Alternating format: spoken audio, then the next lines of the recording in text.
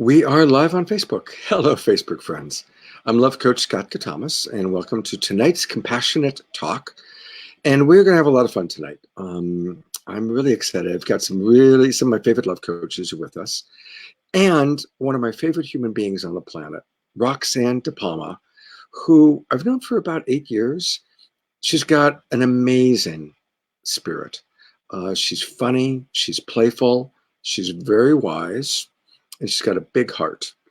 And so we haven't decided really much about what we're going to talk about. So if any of you have thoughts, questions, issues, bring them. And also joining us will be Angel and Paul McFarlane and Trish Wright. So really, really cool people to talk about interesting stuff. So with no further ado, let me introduce you to the one and only Foxy Roxy. There she is with an orchid in your hair. No, it's an orange blossom. An orange blossom in your hair. I knew that. Actually, I meant that. I got distracted by your beauty for a moment there. Yeah. Yeah.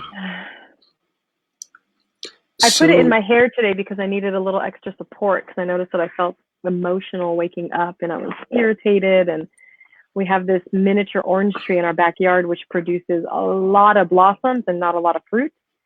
And so I felt okay with taking some foliage and flower because the smell is wafting down and it just smells good. I hope you don't mind my mentioning it, but Roxy and I sometimes leave each other messages, audio messages. And this was the very first time I think I've received an audio message from you pre-qualia. And so you were like really quiet and really like, this is Roxy. And it was a different tone. A different quiet tone. And one of the things when we were just chatting before going on live, I'd love to just talk about what you brought up initially. I asked what's alive for you today, and your answer was? Well, I think the first thing I said was that my moon was here, and I noticed that anytime I'm in an emotional funk or I feel any of the HALT, the hungry, angry, lonely, tired, I love that acronym, that I never use that as an excuse to treat people poorly or to withhold love. And I'm not saying that I do it perfectly all the time, but I don't ever want to feel entitled in my pain or my misery so much so that other people feel the brunt of it. And so my moon, my blood, my period, however you like to call it, is like it's upon me.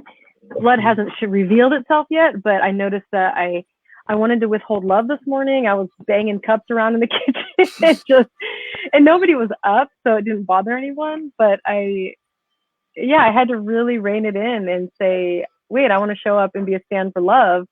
Of course, I want to let myself feel my feelings. And if I am my thoughts, why do I want to just cultivate this shit mood just because my hormones are having a moment? I am not going to let my hormones run the show right now. The hormone monster does not get to take over. And I have, I've trained a lot and done a lot of work to not let my hormones run me. It's a monthly. So let's go a little further with. So let's go a little further with that, because this is something that people don't talk. Oh. No, go ahead. No, go ahead. I was just going to say, go further, because this is a topic that people don't talk about that often. I mean, we're back in, the generation before us, it was like nobody ever talked about it, right? So talking about the sanctity of your moon cycle, the beauty of it, the challenges of it, and learning to work with your hormones. What are some of the challenges you've had with that? And do you have any tips or tools that have helped you learn how to manage it? Yeah, so first I want to just give deep gratitude to all of the women and the matriarchs that came before me that showed me how to love my moon cycle. And I was fortunate enough to have that experience of it, basically when my moon first started. I know there's a lot of women, throughout the ages who lead red tents, and there's this deep honoring of the feminine cycle. And so what I'm sharing is not a new evolution. And I really deeply just honor all the women who are bleeding, who are in a phase of not bleeding, who've never bled. I mean, there's some women don't have uteruses, or they've never had a cycle. And so I want to honor all the female-bodied folks who are estrogen dominant. Maybe there's even estrogen dominant folks on here who don't identify as women who bleed, and that's a pain point for them because they don't want to bleed. They're like, I don't identify as a woman, yet I'm bleeding every month, and this isn't a fun thing for me. And so I really want to be inclusive in my speech. If I say anything that doesn't sound inclusive, I want to please give me the benefit of the doubt that I am doing my best to include all. And basically what this comes down to, it's not so much as even honoring the blood for me. I mean, it is. I do all kinds of fun ritual with my blood, but it's more about, for whatever your gender is that you identify as, whatever sex you were born into, I am of the school of thought that, again, if you're hungry, angry, lonely, tired, hormonal, whatever it is never an excuse to feel entitled to treat people close to you, or even the barista at the coffee shop or the checker at the store, to treat them poorly. That it's always our responsibility to manage those feelings. And I don't want to shame anybody if that's a challenge for them, because I get not everybody has had the luxury to learn how to do that. Some people are in survival mode and they're like, fuck you, Roxanne, I'm just trying to put food on my table. Don't try to tell me that I need to be nice when I'm going and working a 17-hour workday, and then I've got to come home and feed 3 mouths, and you're telling me that I need to be in a good mood. That is not what I'm saying. Like, I want to be really careful here, because I believe that, I don't want to put on anybody the way that I do things. And the personal way that I like to manage is just to be responsible with my feelings and my emotions. And if I'm in a funk, to do the things I know to take care of myself. And if those things aren't available to me, for example, we're all quarantined right now. Scott asked me earlier before this call, how are you doing with quarantine, Roxanne? And I said, well, on a personal level, I'm doing fucking great. I curse a lot too, so if that bothers you, I apologize. Anyway, the point is, I said, I'm doing great. I'm easily entertained. I self-amuse myself. And I also have this luxury and privilege of having a home and food. And I've got partners, lovers around me, people around me that are, I'm not deficient in touch right now. And I get that that's a privilege. Like, I really, really get that, and I honor it. And I also have friends who have the same kind of privilege around me, but they're depressed, and they're at home complaining and whining, and they don't know what to do with themselves, and they're in a hole, and they can't even get up to make coffee or juice in the morning. And I want to honor the people that actually have, whether it's low grade depression or like full on clinical depression, that you used to have. I don't care how much money you had or how many homes you have. Like, if you had a way of managing your depression before where you were able to go out, and now you're quarantined in a home and you can't manage your depression, I had to pull out my empathy for all of these people, because my thought was, what are they complaining about? They have everything they need right now. Why are they bitching and moaning and screaming? And I thought, oh shit, pull out my empathy, my compassion. Like, they don't have the way they normally manage their depression. And so I have a lot of deep, deep empathy and compassion for people who don't have the luxury of having, I don't know, like the chemicals in their brain balanced. And I'm pretty balanced chemically all over in my body. And for whatever reason, genetics, food, I don't know. I mean, we all have different dispositions in life. And so, I guess what it comes down to is always more empathy and more compassion. That's the gist of it. And stick an orange blossom in your hair if you need to every once in a while. Well, I also have known you for 8 years, and you lead a very balanced life. You do a lot of dance, a lot of yoga, you eat healthy. I mean, it seems like every day. There's 2 things that I see Roxy posting. Roxy on the pole dancing, which is usually my lunch break. I get to watch Roxy on the pole. And these amazing things that you're making. I mean, all these beautiful, delicious, healthy primarily vegan. I think they're always vegan meals that you're posting. So you lead a balanced life, Roxy. But I'm also really appreciating how inclusive you are. You're really someone who's one of the most inclusive people I know. And that's something I really, really respect and appreciate about you. And just now, like, you wanted to make sure that you weren't saying anything that was going to alienate somebody who's got a different set of life circumstances. And that's a consciousness, that's an awareness, that is really walking the talk of being compassionate. You know, compassion is not just feeling sorry for somebody or being nicey nice. It's actually being aware of another person's reality or possible reality. Yeah. Mm-hmm. Yeah. And it was interesting because I have this, I mean, I'll just share a personal story. I have this, this lover who is far away right now. And I don't get to see this person right now. And it feels like my body, the last time I saw them was exactly a month ago when I was having my period. It was the first day of my period. They showed up at my house and we got to have this 4 days of just bliss together. And it was amazing. And I'm purposefully not saying their name or if it's a man or a woman, because I don't want you to go try to figure it out, because they are anonymous in my world, based on circumstances. So the point is, I couldn't, like last night, I was in this body trauma and I was aching and I was hurting and my body needed to be with them. And I couldn't figure out why and like what was happening. And I did everything I could. I thought about them. I had a fun fantasy. I felt pleasured. I tried to like drink some CalMag tea and just go to sleep. But I was restless all night. And I woke up this morning and the second my uterus started contracting, it was like, everything about this person just came rushing into my system. And I thought, oh my God, the last time I was having my period, they were with me and we were being very sexual. And my body was having this visceral memory. And so I know that was part of my irritation as well. And I think that I started thinking about right relationship. I'm going to cut into a whole different conversation right now, Scott. When I was thinking about right relationship, I thought, you know, I had an out-of-town lover that I met last year. And again, I'm going to keep them anonymous because I don't know if they want to not be anonymous. And my body never felt like angsty at not seeing them. And because right relationship with them was, hey, we knew we were out of town lovers and we were long distance and that's what it was.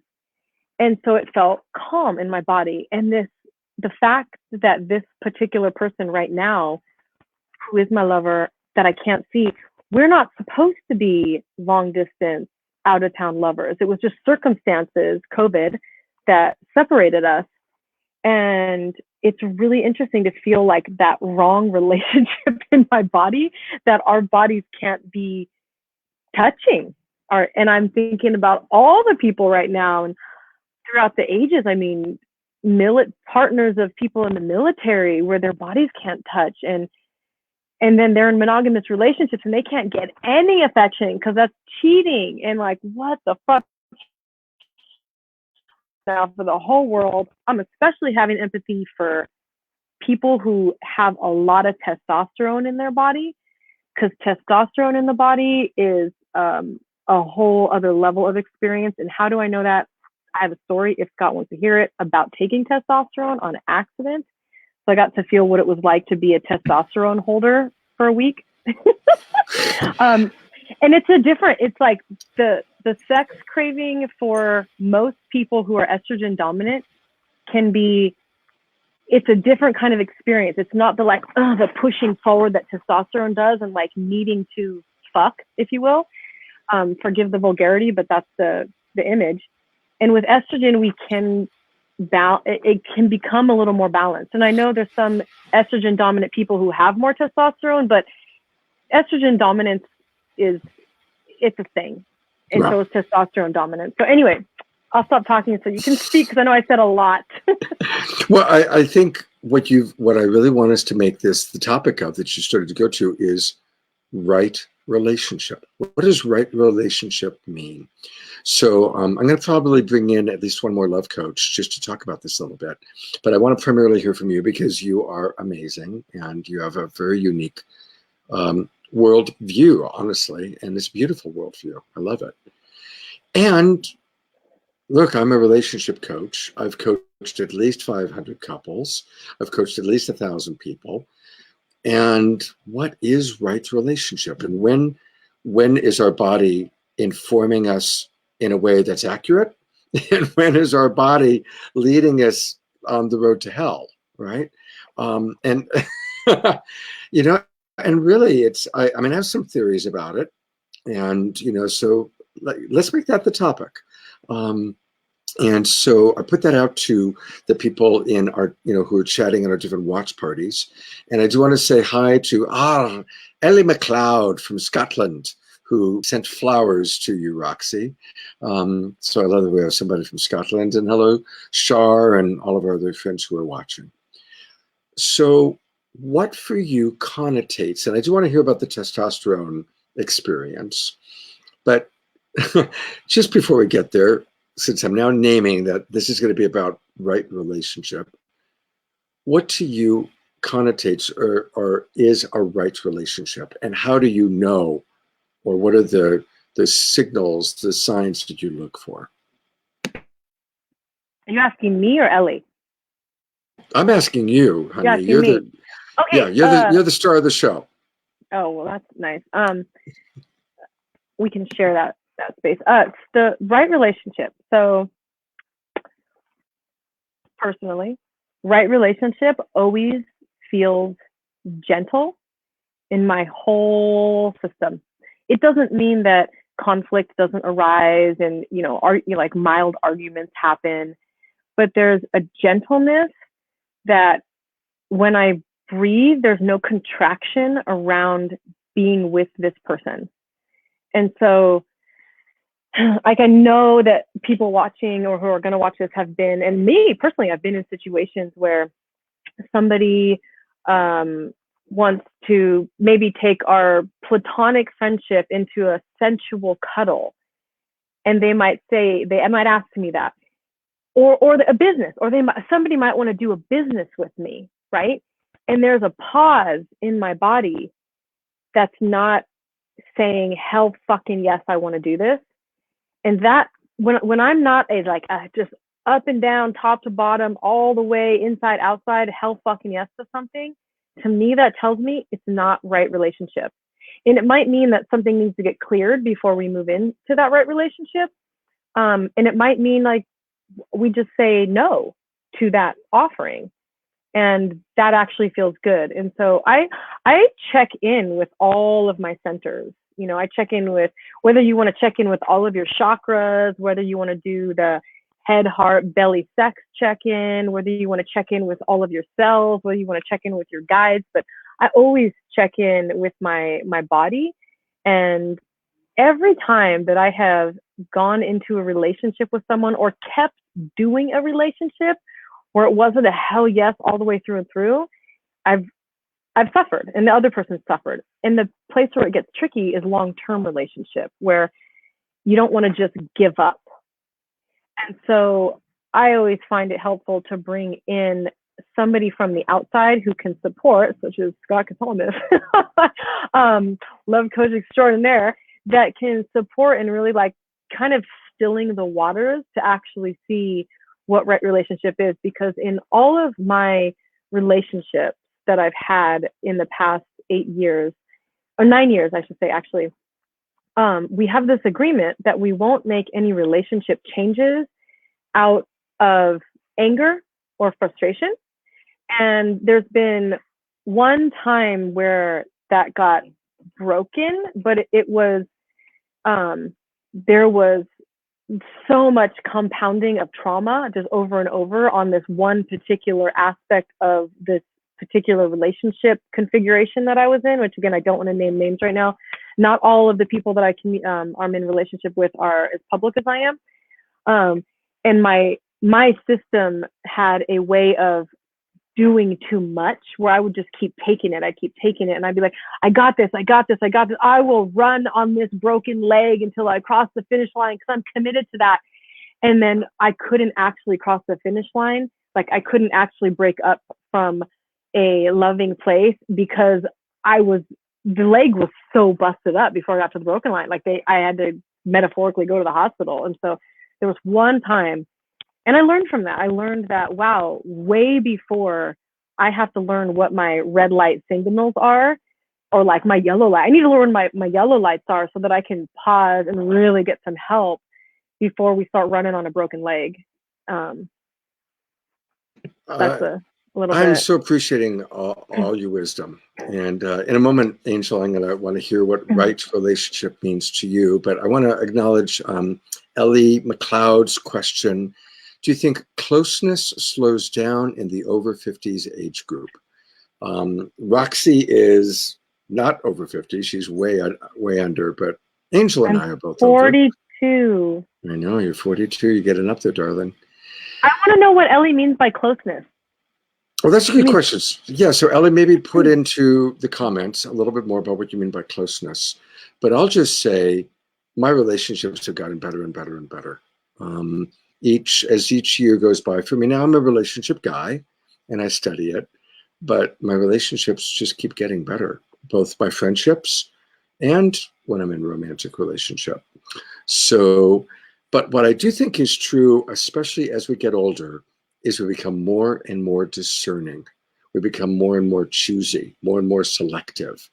So we might not be having as many experiences, and we aren't as quick to jump into closeness, whether closeness means emotional intimacy or friendship or sexual intimacy.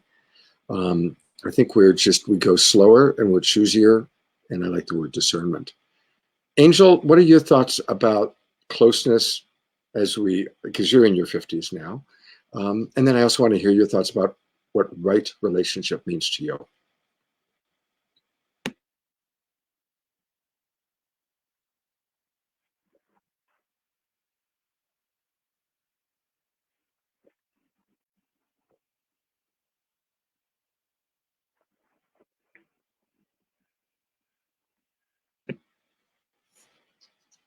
Angel's all the way in Bali, and we still can't hear you, brother.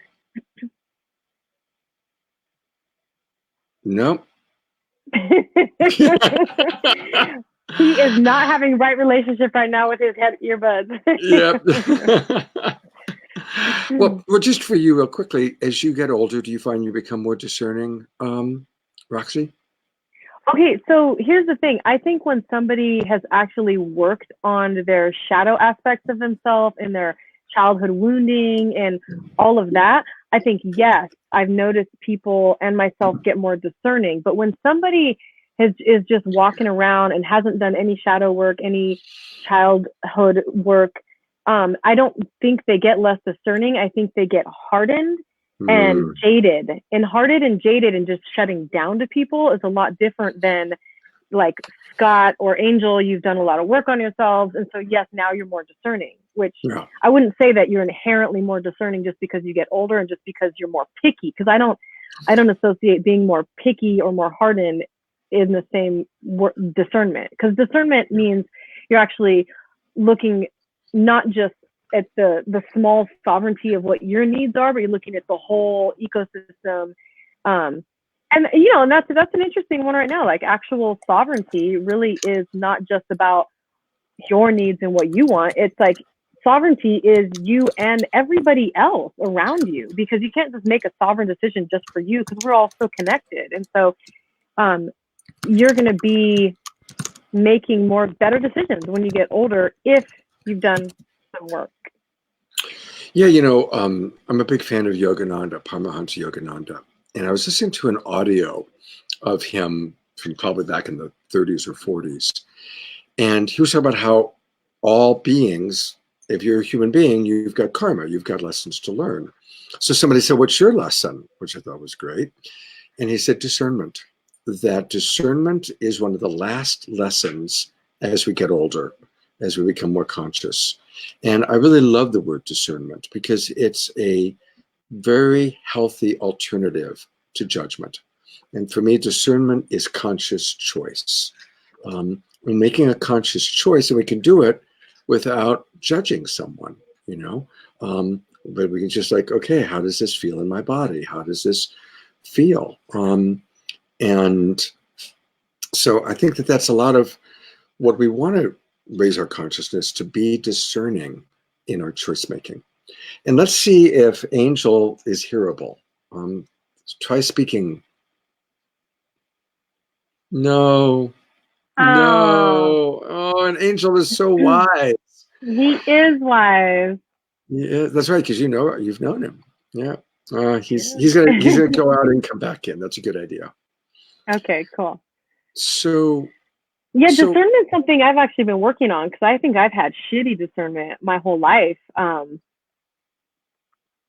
I started smoking pot when I was 12 years old, and I was a pothead all throughout my teenage years, all throughout my 20s, and I was on and off pot in my 30s. And I was mostly off of it, but I went through a 2-year period where I was heavily smoking pot, and it actually compromised heavily the relationships that I was in at the time. And I swear the new relationships, whether they were friendship, romantic, sexual, business, that I got into when I was smoking pot heavily, it took my discernment just down to the bottom of the trash. It was bad. And that's for me personally. Maybe for some people, pot doesn't affect them that way, but the way that chemistry hits my system is not good. So I'm actually learning discernment right now. And, part of that for me is clear-mindedness. I mean, things like mushrooms, different psychedelics, a little bit of alcohol, it doesn't alter my discernment in the same way. I don't really like to drink because it hurts my tummy. But something about me and marijuana, it just takes my discernment to a whole new level of bad. And so I'm happy to say that I haven't smoked pot in over 2 years, and my discernment has been impeccable. Well, I respect that. And, for anybody listening, it is really important, just on that note, to not make important decisions when you're under the influence. Now, there's the obvious things of under the influence of alcohol or pot or psychedelics, but also there's the under the influence of sexual attraction, right? And that's like the biggest intoxicant of all, right? And so, again, if we want to be making wise choices, and the theme being right relationship, when have we gone into a relationship when we were under the influence of a drug, or of alcohol, or of sexual intoxication? Which is a perfect segue for you to tell us your story about testosterone. Oh, okay. But first, before I say that, I want to say I love marijuana, and I do not judge people who smoke weed. I mean, it is your own body, your own choice. Do what you got to do. Cannabis is beautiful. I think she's glorious, and I just wanted to make sure people weren't feeling judged. You're so good about that. You really are. I should just always have you on everyone to make sure that I'm always staying as inclusive as possible. You have got such a beautiful value for inclusivity. I really appreciate that. And consideration. Thank you. Yeah. Thank you. And I've always, I have that deep inclusivity in myself, and it was brought to my attention, some years ago, that when I expressed my experience, that if I didn't say this other piece about, hey, this might not be your experience, that it was actually sounded like a put down for people, or my way was the right way. And so I learned actually through causing a lot of pain to people, and like having people feel shamed and judged by me. And I was like, wait, that's the opposite of my message. So I had to learn how to insert inclusivity into my actual speech. So thank you for saying that. Yeah, I'm learning from you. It's like, okay, I got to remember to do this. I got to remember, because I'm in an authority figure now. I'm the wise elder. And so you're right. It's like when we're up here and we're pontificating, we do have to be sensitive to that. So thank you. You're raising my awareness. Yeah. And I'm glad you brought up the chemical high of hormones and relationship, and endorphins and testosterone, like serotonin and oxytocin. And like when we get those rushes, we're not in love, we're in a chemical high. It's just, It is intoxicating, and it's the most common thing in the world to meet someone and fall in love. And oxytocin retards the time part of your brain, so that way you think, I've just known them for so long. I feel like we've known each other for lifetimes. And you're like, no, your oxytocin is fucking you up, and you're getting these serotonin hits, and you're so happy with everything that they do, even like the stupid asinine shit that like 5-6 months into it, you're like, how did I even be with that person? Right. And I love the things that we do when we're in that state to prove that you're the one. Do you like dogs? You like dogs? I love dogs. Oh, wait a minute. Do you like the sky? I love the sky. It's like who doesn't love dogs in the sky, right? So anyway, go for it. Well, I was thinking, like, I actually came to a place, again, this is me personally, but I also give this advice to people when they ask me for it, of course, that I don't trust my attraction to people. When I find myself in that, like, oh my God, who is that just walked in the room, and I feel this like lust and heat and attraction, my first thought these days is I am dubious of that, because all that is some like chemicals interacting in my body saying I want to procreate with them. My body wants to procreate, whether it's an estrogen dominant or a testosterone dominant person. I don't trust it. And so I actually like to let those feelings calm down a little bit and get to know someone and go really slow. Like, as far as, because when if I just jumped in the sack with them or just jumped into like heavy petting and heavy making out, it's just gonna solidify those feelings even more that this is right, because those chemicals are just going to come in and take over. So testosterone. Here's the story of testosterone. I was living with somebody one time. Again, I'm being vague right now. And they were taking testosterone. And I had a really bad parasite in my body, and it took down my whole system. So my adrenals were trashed, my hormones were trashed, my digestion was trashed. I mean, I have never had my body taken down like this. And I am a plow horse you can go put out in the field and put a hoe on me, and I will go for days and days. And so I'd never been taken down. So part of my rebuild was I had to rebuild my adrenals, rebuild my gut, and rebuild my hormones.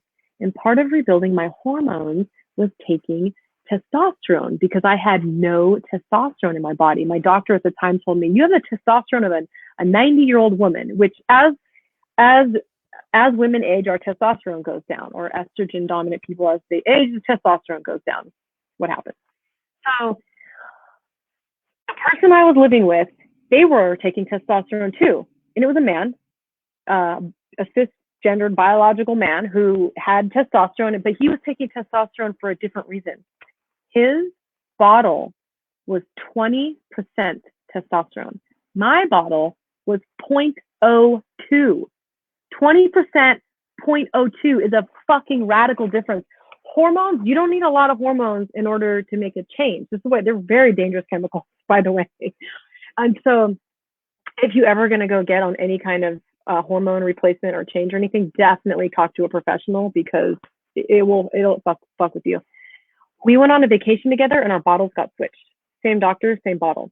So and he was a lover of mine. For 1 week, I was taking his testosterone, and I wanted to bang my dick on everything. I wanted to put it in everyone. I was like, I had to look at people's eyes, and I was like looking down at their genital. Oh, no, look up, Roxanne, look up. And all I could hear in the back of my head was all of my friends from when I was younger saying how much, my spiritual male friends, saying how they had to train themselves to look above the neck, because they just, and all of my training that I'd done with like men are from Mars, women are from Venus, and we're different creatures. I had a cognitive experience of men had a different reality than women, or testosterone holders had a different reality than estrogen holders, but I didn't have a visceral physiological experience. And literally for this 1 week, all I could think about was sex. And I would self-pleasure, I would orgasm multiple times a day. I had constant blue balls. It was terrible. And after a week, my partner was like, what is going on with you? Like, he couldn't keep up with me. He's like, this is intense. Ooh, I think there's just an earthquake at our house. Anyway, the point is, he goes, let me see your testosterone that you're taking. And he's like, this is mine. He was wondering why his hadn't been working. And it was an intoxicating, terrifying experience. Now, what the next thing I'm going to say is kind of fucked up, but it's what my experience was. I had this thought when I got off it. I was like, how are men not walking around just raping everybody? Because it was just sex, fuck, fuck, fuck, fuck. And I told this to this guy, and he's like, well, they kind of are. You know, there's like whole culture, like there's a whole rape culture that's pretty bad. And as a woman who's a thriver of sexual abuse, let's say that, I feel comfortable speaking about this. And I got off of it, and I had this whole empathy towards men. I was like, God, men are so misunderstood. And if only every woman could have this experience of getting on testosterone and experiencing what it was like. Because as a woman, can't tell you the amount of times that I said in my head, can't you think with your other head? Why do you have to think with the head in your pants? They can't. They like you men have to actually train themselves to not think about sex when every single soft looking thing walks by that they could possibly insert themselves into. And so it's all about like more empathy for men. And then the same thing, like if a man got to actually have a female cycle, they would know what it's like to cry in the middle of the month for no reason and want to be held and push you away at the same time and have tender breasts and cramping and just feel melancholy for no reason. And so I think it would be great if somehow we could all have that experience. But again, it leads us back to not being led by our hormones. So there's a lot of men who have been influenced and, you know, by really amazing women and other amazing men that, hey, you don't just get to put your penis wherever you want, whenever you want, because your hormones are raging. And there's really beautiful men and women who have trained other women to say, hey, you don't just get to be a fucking cunty bitch around your period time because you're having cramps and you're feeling hormonal and emotional. Like learn how to manage that. And so if you don't know how to manage that, there's a lot of places you can learn. And I'm not judging you if you haven't learned how to manage it, but it's a good skill. Yeah. It'll help. And, you know, really thank you for the compassion, you know, for us to, again, really imagine what it's like for the other. I want to mention one thing, and then we're going to give Angel another try. Yay. You know, it's actually been proven that pheromones talk to each other. And when people are of procreation age, sexual chemistry is a very real thing. When a man meets a woman, and I appreciate transgender, but this is just from a scientific basis. When a man and a woman connect and they have a good DNA match, the pheromones talk to each other and say, let's make a baby. And so that's just been proven in, I think, like the last 10 years. So that's science. But I have something even better than science. Scott's belief system. Better than science. And this has come from coaching a lot of people that are out of procreation age, people that, you know, have kind of their past wanted to make babies, 40s, 50s, I'm in my 60s. I do believe that just like when people are procreation age and they're a good DNA match to make a baby, when we're a little bit beyond that, we still have a mutual attraction, but now the mutual attraction is my unresolved stuff and your unresolved stuff is going to come together and make a wonderful baby. But the baby's not going to be a human baby. The baby's going to be our dynamic, our misery go round, our puzzle. That if we approach it with consciousness and with the support of coaches like Roxy, Angel, or myself, we're going to learn and we're going to grow. And it may be our ancestral wounding, it may be our childhood wounding, but it's that stuff that we still need to resolve before this lifetime is over. And because it's remarkable. And this is not something that I knew or thought about 10, 15 years ago. But now that I've worked with over 500 couples, it's extraordinary to see how people match up. How the moment her abandonment stuff comes up, his fear of engulfment stuff comes up, right? Or whatever it might be. The moment she goes anxious, he goes avoidant, right? And so it's an extraordinary thing and important for us to really Learn how to listen. And this all comes back to right relationship, right? Okay. I'm totally attracted to this person. This person is totally attracted to me, but it's really hard. Okay, that hard is an opportunity for growth if both of you are willing to do the work. So I wanted to put that thought in, and I'm curious if you'd like to riff on that or where you want to go next, Roxy. Well, thanks for bringing it back to right relationship, because I can just go all over the board. So yeah, I think a lot of times people think that sexual attraction is the impetus for right relationship. And that's why I say I'm dubious of it, because more often than not, it's not. It's not.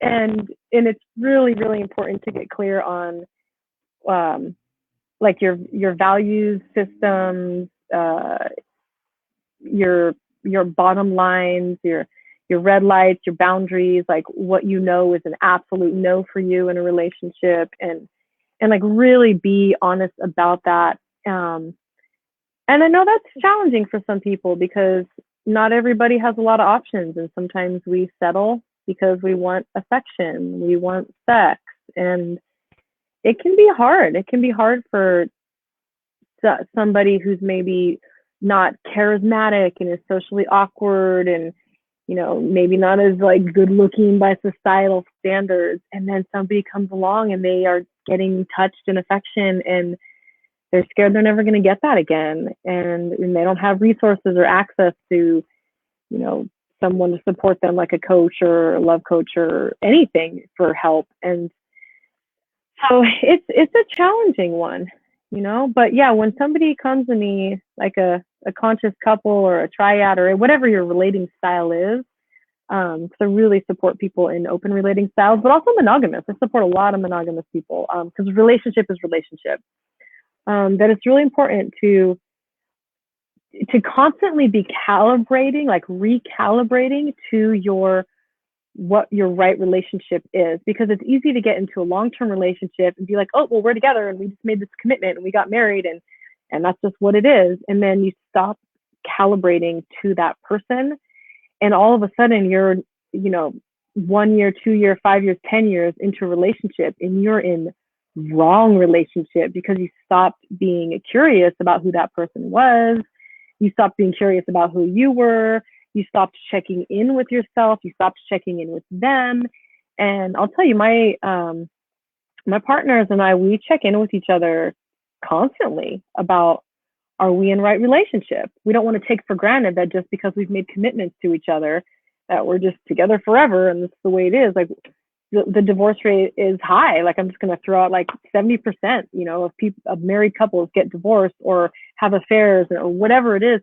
And it's because I actually don't know why that is, but the point is it happens. And so we never want to assume that, like my husband and I never want to assume that, oh, we're never going to get divorced. We're different. Like we're the same as everybody else. We're just like you. We are at risk. And we might be at less risk because we're constantly checking in. We're constantly stalking our shadow. We're constantly looking at like, where can we grow? Where do we need time to integrate? Where do we need to soften? What's your need? What's your need? How can we show up? I mean, my husband asks me all the time, how can I be a better husband? How can I be a better husband? I ask him that question all the time. How can I be a better wife? And I would just like to say, if anybody has a better word or phrase than husband and wife, it's such like I'm not against it for other people, but it's ownership and Partner, spouse. Partner, no, that's like business. Spouse sounds like louse and life and like, I don't know. I'm looking for another word. Beloved. Yeah, beloved. I have a lot of beloveds. I mean, the grocery store clerk is my beloved. Yeah, I don't know. But, the polyamorous people, they did coin the term metamor, which is your lover's lover, and compersion. So whoever makes up words, can we make up a different word for husband and wife that still connects commitment to relationship and devotion and love and loyalty and all that without the ownership behind it? Again, no negativity. If you use that word, blessings on you. That's amazing. Love it. More power to you. It just, A couple of great comments that have come in, a couple of questions. We will get a little bit later to the question about moving on after death of a partner, because that's a powerful question, which I can address because my wife died in the bed right behind me 8.5 years ago. But before we go there, I want to mention a couple of things, kind of riffing on right relationship.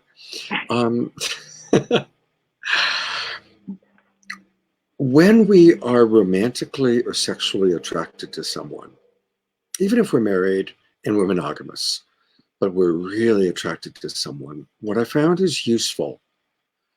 What are the qualities or the virtues or the character strengths that we imagine that person has that we want more of in our life? I'm going to say that one more time because I've found that this is a really good question to ask. When you are romantically or physically or sexually attracted to someone, and it can even be you're attracted to somebody of the same gender and it's not even sexual, but it's just, God, I really love her. I'm so attracted to him or her. What are the character strengths or the virtues or the values you imagine that person has that you're wanting to have more of in your life? And I'm using those words very carefully because it's what you imagine. It may or may not be who they truly are. For starters, there's that. And then it's like, okay, we usually attracted to someone who has some qualities we're wanting more of in our life. And then we project it onto that person. And so if you are attracted to someone, but you're not wanting to have an affair and you're trying to figure it out, that's a good question. Or if you're just practicing discernment, again, that's a good question to help in the discernment process. So how does that land for you, Roxy? I think that's a great question to ask people. And I think everybody will have a different response. But yeah, it's brilliant. I love it. Cool. Yeah, because we do project onto people what we want them to be. And it's so easy to have a fantasy about somebody and then have it all come crashing down. Well, now there's another reason why. And then blame them for not being that fantasy. Right. How dare you not be my fantasy, my projection of you, right? Yeah. There's another reason why sometimes it crashes down. And I love what Roxy said. She said a lot of really important parts. And stay curious, keep checking in. But there's another thing that happens, which is our brain is wired for survival. And when you meet somebody and you first fall in love, you're just seeing this person the way you want to see them. And they're sending you all this vibe of how awesome you are, how beautiful you are, how incredible you are, which feels great. And we're sending it back to them. So we're feeding a positive vision of each other, which is a wonderful thing. We go into a relationship. We start hanging out with this person, maybe living with this person, maybe making babies with this person. And every time we perceive that that person is blaming, shaming, judging, or criticizing us, our brain stores that memory. And our brain stores the memory of painful encounters at 5 to 30 times greater than the memory of pleasurable encounters. So if you're not clearing it and you're storing all of that, that's why that person who, when you first met, was the most beautiful person in the world, and 5 years later, you can't stand being in the same room with them because your brain stored too many memories of being blamed, shamed, judged, or criticized. So how do we avoid this? A, do our best not to blame, shame, judge, or criticize each other. And also check in when you think you're being blamed, shamed, judged, or criticized. Because as someone who works with people on this all the time, about half the time, it's just how we're interpreting what they're saying and doing. At least half the time, it's our interpretation. It's not their intention. So these are just a couple little things to remind us of as we stay in right relationship. Yeah, and I like that you talked about the brain and patterns because we're such we're pattern seeking. You didn't talk about patterns, but anyway, you talked about brain chemistry. And the patterns of behavior. Patterns of behavior. Yeah. And so we'll seek out positive patterns in the beginning when it's good. And then when we feel blamed, shamed, or judged, we'll go in and seek out all the negative patterns and like make a whole list of things that they did wrong and be like, but there's this pattern that they have. And yeah, it can get nasty. And not the good kind of nasty. Not the good kind of nasty. So stay curious. And I always like to tell my couples that I work with, after every time you've had an unpleasurable encounter, you must make love 5 to 30 times to balance it out. So those pleasurable encounters are balancing it out. Yeah, if the cleaving energy is stronger than the bonding energy, the relationship will break. That's right. Let's say that again and describe what that means. Give it an example. If the cleaving, like the cutting energy, like a cleaver, if the cleaving energy is stronger than the bonding energy, then the relationship will break, which is essentially the same thing you said. If you have an argument, you have to make love 5 times, because if you have an argument or a judgment or a shaming or a blaming, that's the cleaving, the cutting energy, cutting that relationship. And so you actually have to make the bonding energy stronger. And again, like you said, it's not a 1-to-1 situation. So you have to go like 1 to 5 or 1 to 30 or whatever it is. Yeah. And I got that quote from a very wise man I know named Daniel Schmachtenberger, where he said, if the cleaving energy is stronger than the bonding energy, the relationship will break. And it's not an exact quote, but I got that from him. And yeah, he's my husband. and I want to say to the world, and some of you have heard me say this, Daniel Schmachtenberger is the wisest man I know. He is an incredibly wise man. That he's that intelligent, with such a big heart. Wise, totally wise. And look at the wisdom he had to marry you. So that's wisdom. Scott's trying to make me blush right now. We have a good thing, and we don't take it for granted. And I know he would reject the idea that he is the wisest man on the planet, because he's not into superlatives. Superlatives meaning like the wisest or the smartest or the anything. Like everyone's. Oh, that's what. See, there I'm not being inclusive. I'm being comparison. Sam, you're busting me on all these things we're not supposed to do. Thou shalt, NVC. Thou shalt not compare. So, which is true. I mean, it is good to not use comparative language, but I like to break the rules sometimes. It's an interesting one. I'll sidetrack for a minute, because I hear I'll just use the term husband and wife because it's easy right now. I'll see a husband walk into a room with his wife, and he will loudly say in front of a group of women and men, "You're the most beautiful woman I've ever met." And like every other woman in there is going, "Well, fuck you, man. Like, well, that's awesome." And you just put everybody down here. Or a woman will come in and say, "My husband is the hottest man ever." And it's like all the other guys are like, "What?" And so I heard this small child one time. He had polyamorous parents, and he was raised very open and super healthy young kid. And one time he said, he came home and he told his mom, like, "Mom, I don't think you're the best mom in the world, because that would mean all the other moms in the world aren't the best moms in the world. And I think you're one of the best moms." And I just thought, what a sweet little creature he was, to acknowledge all the moms are doing the best that they can. That is beautiful. That is beautiful. Right relationship. Right relationship is something that I am so deeply interested in, especially right now. And I'll go back to the gentleness. I'm doing this program with a woman named Christina Solaris called the Omega Codex. Go look it up. Just the website's beautiful. And part of this teaching is this really all about right relationship. And it's all about cutting ties, clearing out any relationship that was not made in love. And it just brings it back to right relationship for me, because relationships that are made in love, whether it's with food or a person or a glass of wine or a relationship with business or whatever, a friend, if it's made in love and it's like a full body alignment and every cell of your body is like a hell yes to it, it's more than likely going to be a good relationship. And it's more than likely going to be a gentle entry, because it's all about gentleness. And again, I said this earlier, like right relationship feels gentle, and it doesn't mean that you stop rolling up your sleeves and doing the dirty work. You know, someone's got to put a shovel on the ground.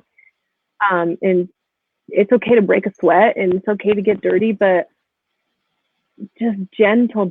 Like if I was going to Gentle. give somebody, I love those words, gentle entry. I mean, I just want to, that's a really yeah, beautiful pair of words. And by the way, I want to acknowledge Satyan Raja is watching and just sent us a nice comment. And Satyan's going to be my guest Wednesday night. oh nice. And he's a very wise man. He's going to be my guest on Wednesday night. So good to see you, Ooh, Satyan. And hello to all the people watching. So just want to acknowledge Satyan. you. Yeah. I have a low-key crush on his wife. She is so sexy. We wrestled one time and she let me pin her down to the ground. It was, I mean, she's just like professional jiu-jitsu wrestling. She could have just kicked my ass in a heartbeat. It was so fun. So like, I was like, "Ooh, this is hot." Anyway, that's my ooh confession. Yeah, well, Satya and Suzanne, they're a hot couple. They are. They're a beautiful, beautiful couple. Yeah. They are stunning, and I love Satyan, and I got to meet his wife. We were in a program together, and it was just really sweet to connect with her. I loved her energy, and I've always crushed on her since then. And I think I told her that, and I go on her page sometimes and just gush on her and put hearts and stuff. And this brings it back to right relationship. It doesn't mean that propositioning her to be sexual or propositioning her for a date or relationship, it doesn't mean that would be right relationship. It's just for me to notice, oh, I have an attraction. I wonder what's there. Maybe right relationship for us is just talking on Facebook every once in a while on a post. Maybe it's us doing a project together. Maybe right relationship is me having this attraction for her, and just she's my muse, you know, and she inspires me to do some creative project or to be more empowered and go take a self-defense class, you know, like who knows? So right relationship with attraction doesn't mean act on it. Doesn't mean do it. Absolutely. So, you know, I'm going to get personal because you and I recently had an experience where we kind of like that.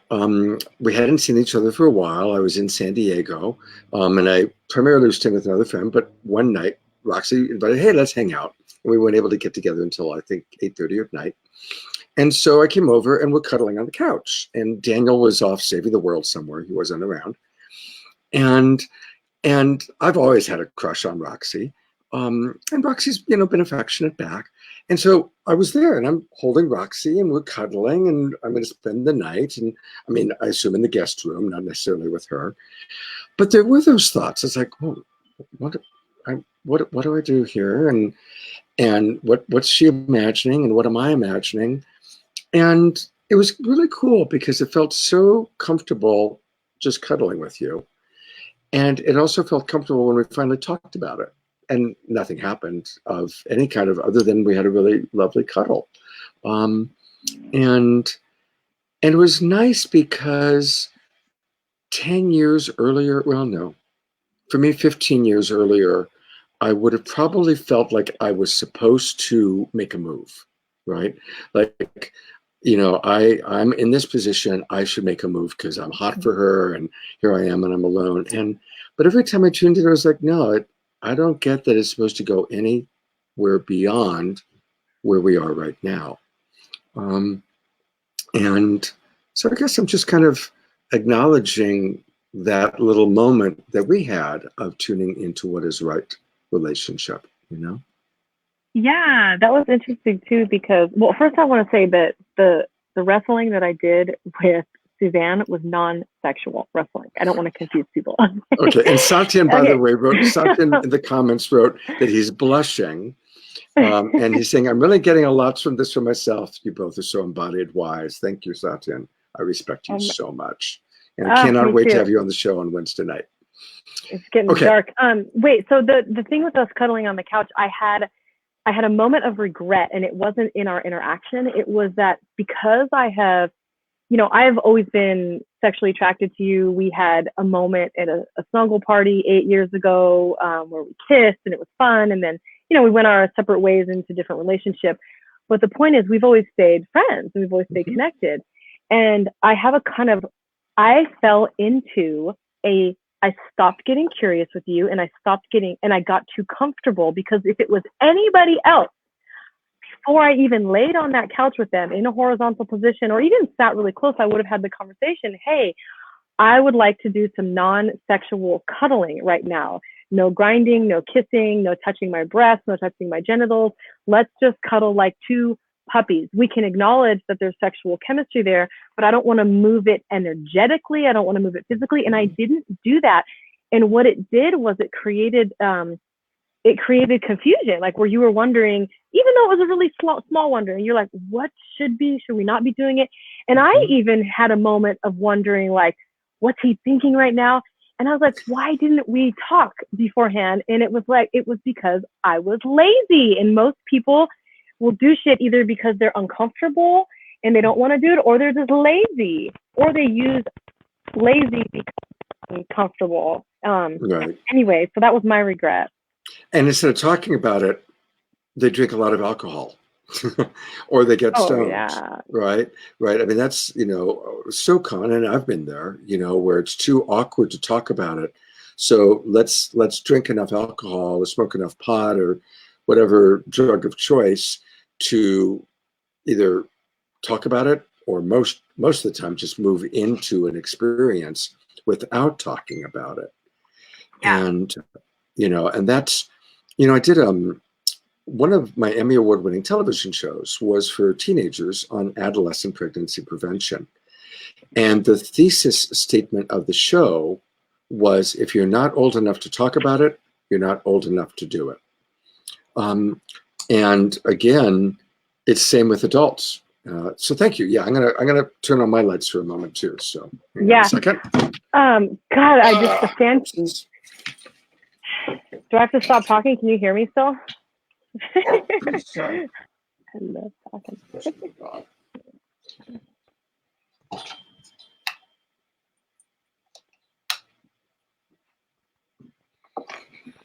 All right.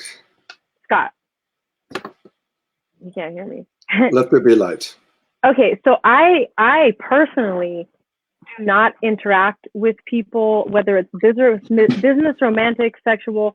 I don't start any kind of new relational energy ever if there's any intoxication happening. If there's like, if someone comes to me and they're like looking up to me because they think I'm really pretty, or if they happen to like girls with blue eyes and they're like, oh wow, or if they hear me talking about relationship and they hear my emotional intelligence and they're just enamored with me, I'm like, oh no, let's fucking cut through that shit, and we're not going to interact from that place because you're not sober right now. So yeah, I never interact with somebody sexually if they're not sober, unless it's a pre-existing lover that we have a lot of experience with, like a lot, and I know their bottom lines and their boundaries and their agreements, and there's not going to be any non-consensual. But yeah, when I used to lead, I've taken a break from it, but when I used to lead parties, it was always, I would never lead a sex party, a play party, a snuggle party, a play lab, cuddle, whatever the fuck it was. Nobody was allowed. Everybody had to be sober, period. Because you can't be in consent if you're not sober. And I have a lot of friends who have various kinds of play parties with all of their close people, and there might be some psychedelics or a little wine, and I'm like, cool, that's cool. But when there's new people and you all don't know each other and you don't have those boundaries, there is so much room for error. And I have just seen it go awry too many times to where I don't want the risk. I'm like a low risk person. I am very boring in that regard. No, people really take that in. It's so important because as a coach, I have counseled too many couples where serious damage done because somebody made a choice when they were intoxicated and they were under the influence. And so, yeah, it's really, really important. And it's hard because we're in a culture that trains us to, if you're with somebody and there's sexual energy or you're attracted to them, you have a better chance to get high, get her drunk, get him, get stoned, go unconscious so you don't have to deal with the awkwardness. That is such a a strong cultural imprint that we have that, and when I was working on the adolescent pregnancy show, almost all teenage girls who get pregnant, either she or the boy or both were under the influence when the pregnancy happened. And believe me, very few teenage pregnancies are good things. Now, again, anybody who was born as a result of a teen pregnancy or has had a teen pregnancy, God bless you for surviving and working through it, but it's not optimal. It's definitely not optimal. I saw you wave a finger. I was just like, thank you for being inclusive to all those people who may have been born to a teenage mother and father. I would not have gone there if it wasn't for you. I want you to know, because I said it, then I thought, okay, I'm going to call it the Roxy maneuver, right? From now on, that's going to be the Roxy maneuver. Think about who might be watching, who could possibly take that personally. And Yeah, it's interesting too, because I have groups of friends where we've never been sexual before. We have chemistry, we could be. We've been at dinner parties together, and we might, maybe you're sipping on some fine tequila with our whatever it is we're eating. And there's that moment where everything's a little kind of loose feeling, and I'm like looking at them and they're looking at me, and I'm just thinking, no, I have this kind of martial art like training that even if I'm intoxicated, to whatever degree that is, like I don't get wasted, but I still have my discernment of saying, nope, this isn't going to happen. And that's something that I had to train too, because one thing I do not do is engage with people when they're intoxicated or I'm intoxicated. It's so dangerous. Oh my gosh. And it's not right relationship. It's not right relationship. But Roxanne and Scott, we get more loose when we have a little drink and we can be ourselves and it's more fun. Learn to be yourself sober, and then you'll enjoy those other moments even better. Spoken by a very wise woman. Spoken by generous. A wise woman. Well, that's generous. True. That's true. I'm just some crazy lady with foliage in my hair. Okay, so we're almost going to wrap up, but wait. If you have engaged with somebody when they're intoxicated or you're intoxicated, please do not shame yourself right now. We are not shaming you. Just move forward with this knowledge and information. And if you do need to go make amends because you did and it's questionable, go make amends and get in right relationship. Clean up your side of the street. Gotta fucking love AA, man. I don't go to AA, but I love their slogans. They're so good. Yeah. So here's one last little piece for you. I've noticed a couple times tonight and in previous interactions, when I've complimented you, I've noticed that in my way of seeing it, you push it aside. And so proudly. Yeah. So remember when we were doing the little quiz in our mentorship course, it was like, how conscious are we about certain things and when are we in reaction? So I'm just asking you, and this is a genuine question. I'm curious, not prosecutorial curious, but childlike wonder curious. Do you have just a reaction, compliment, push away? Is that a reactive thing? No. In general, if somebody says, "Oh, you look so pretty today," I'll say, "Thank you so much." If they say, "Wow, you're so smart. I appreciate your wisdom," and I'll say, "Thank you so much." I think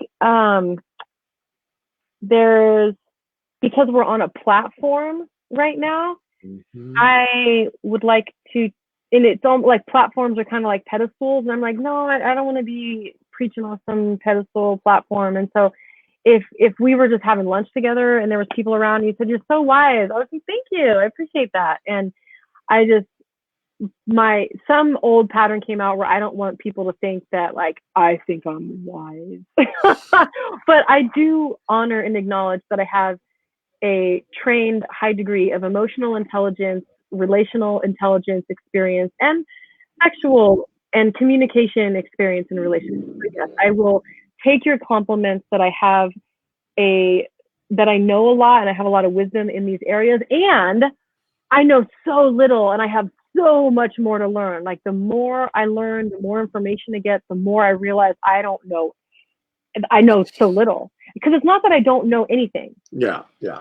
Obviously, I have a lot of information and I'm like, oh my God, there's just a vast world of information out there that is just beyond me. And I'm still learning all the time.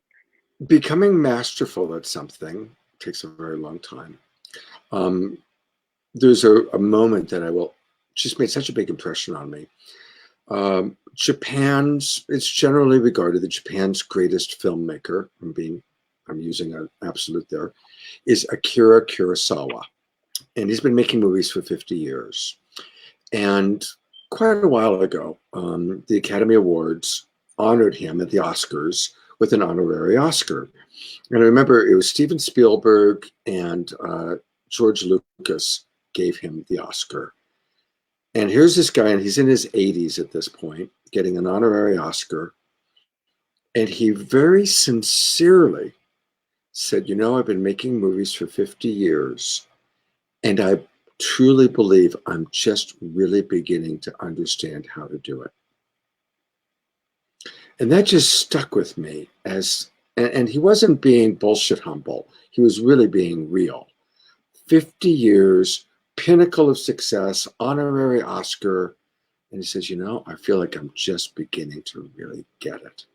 So that level of curiosity, that level of desire to keep learning as opposed to, yep, I've done it. I've made it for 50 years. I'm the great Kurosawa. No, I'm still learning, right? Yeah. It's such a beautiful quality. And maybe we all have that. Even on the things that we're wise about or that we have a certain amount of experience or wisdom, keep learning, keep learning. And I really respect that about you, Roxy. You know, the ironic thing is you are very humble. And so I was just wondering, because sometimes some people do have trouble taking in a compliment. And if that happened to have been the case with you, I was just going to go with a little practice, which is to notice when we reactively push it away and instead take a breath and sip it in like your favorite drink, like a Thai coconut. Just sip in that. Roxy, I so appreciate your humility. I so appreciate your authenticity. Sipping it in. Thank you. I'm so taking that in, and I appreciate your compliments, and I do drink them in. Yeah. So thank you for bringing to light that little shadow. I always tell people when I talk about you, I'm like, I swear, I say Scott is fucking masterful at communication and relationship and empathy. I mean, if you want to talk about empathy, go talk to Scott. He's the master. So I do call you that. Thank you. And you're welcome. Every day I blow it. Every day I don't show enough empathy. Right? I mean, how many times in this conversation I've used comparative words? He's the greatest. He's the wisest, right? That's so we're all still learning and growing. Well, I want to thank you very much, Roxy, for being here. I would love to let's come back, do it again, because you're so much fun. And I want to thank everybody for watching. I recognize that we never really got into having a relationship after a partner dies, but that's like a whole other topic. So I promise I will tackle it. I might even do just a private little Facebook Live on that because it's a good topic. But it's 7:30 and my roommates have made dinner and it's getting dark and shadowy and it's time to wrap up. But thank you, Roxanne. Thank you for sharing your wisdom, your energy, your enthusiasm. I really had fun. It was an honor and a privilege and a pleasure to come be on your platform and just share with your audience. And I really do feel like blessed to know you, and you're brilliant. You're a brilliant man, and I love you, and you're super sexy, and I love your hair, and I love your body, and I love your voice, and I love our communications, and I'm eternally grateful for our friendship. So thank you. And thank you for having me, and I look forward to coming back and sharing. Great. Thank you. Thank you very much. And thank you to Debbie Garcia, who made this happen. Debbie, thank you. Big thank you for who's like behind the making it all happen. while we get to be, on stage having fun. Debbie's who made this happen. So thank you so much, Debbie Garcia. And thank you everybody for watching. I'll go back, take a look at the comments and respond. Angel, thank you for your attempt to be with us. We appreciated your mime there for a moment there. And and one last announcement. Tomorrow night, I'm hosting and co-producing a very cool event from 7:30 to 9:30 in the evening. It's a combination of a global meditation, great musicians, Satyan Raja and many other people are going to be there sharing some wisdom. So 7:30 to 9:30, join us for the Global Peace Meditation. We're calling it Saturday Night Live for the Global Peace Tribe. So it's going to be very cool. So join us for that. All right. This is it. There we go.